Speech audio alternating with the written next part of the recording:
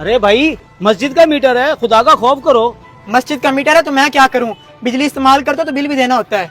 अरे भाई आपको पता तो है मुल्क की हालात का, हर शख्स परेशान है, इसीलिए कोई चंदा भी नहीं दे रहा। देखिए इमाम साहब, ये मेरा मसला नहीं है, मैं सिर्फ अपना काम कर रहा हूँ और बेहतर होगा कि आप मुझे तंग ना करें।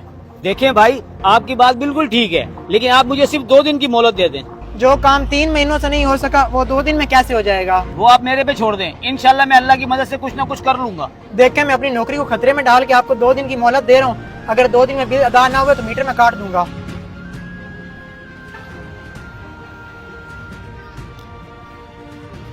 आप हजरात से जरूरी बात करनी है। 3 माह से बिजली का बिल अदा नहीं हुआ, इसकी वजह से मीटर काटने वाला बंदा आया हुआ था। मैंने बड़ी मुश्किल से 2 दिनों का वक्त लिया उससे।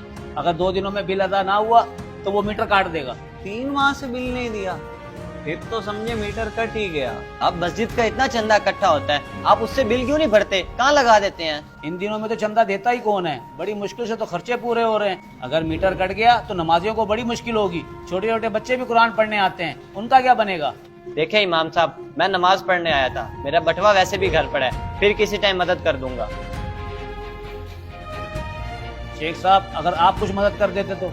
इमाम साहब, आपको तो पता है मेरे घर के हालात का, मेरा अपना गुजारा बड़ा मुश्किल होता है।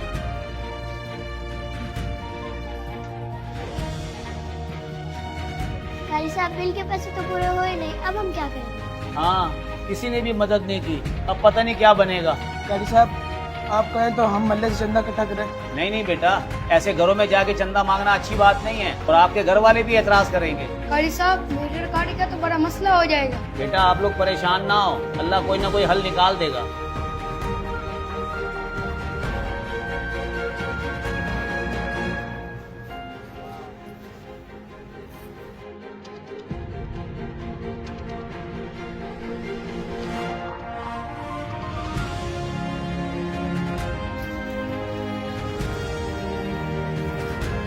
इमाम साहब, टूटियों में पानी क्यों नहीं आ रहा? आप टैंकी भरना फिर से भूल गए थे। कम से कम बता ही दिया होता, ऐलान कर दिया होता, बंदा घर से फुदू करके आ जाता। जनाब आपको बताया तो था कि बिजली का बिल अदा नहीं किया, वो मीटर काट के चले गए सुबह सुबह। क्या मतलब, किसी ने भी पैसे नहीं दिए थे फिर?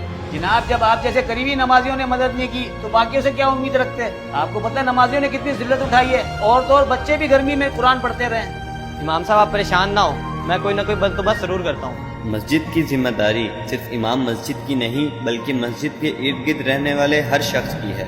हम अपने घरों के लिए तो बहुत पैसे खर्च कर लेते हैं, लेकिन मस्जिद की दफ़ा हमारे हाथ रुक जाते हैं। हमें चाहिए कि हम जहां अपने लिए पैसे जमा करते हैं, वैसे ही मस्जिद के लिए भी रख लें, ताकि आइंदा किसी इमाम को परेशान ना होना पड़े और ना ही किसी मस्जिद का मीटर कटे।